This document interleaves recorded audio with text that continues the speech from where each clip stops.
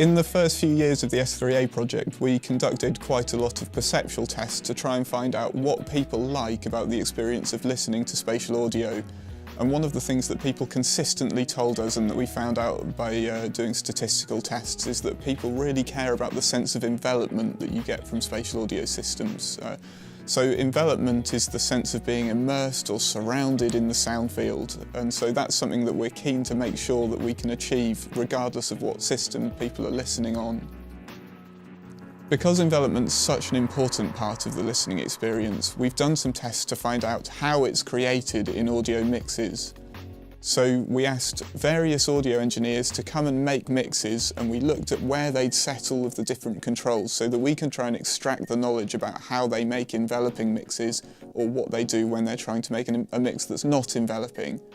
So by capturing that knowledge from experienced audio engineers, we can try and make intelligent systems that try and make the same decisions that a mix engineer might.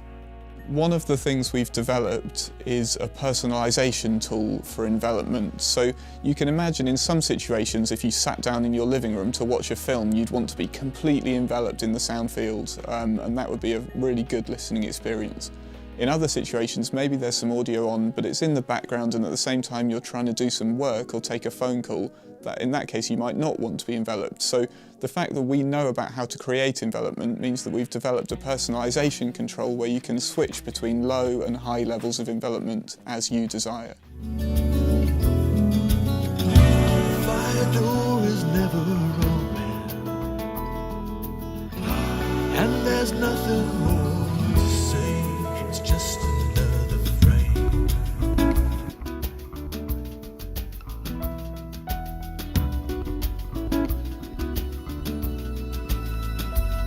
He pushed back the door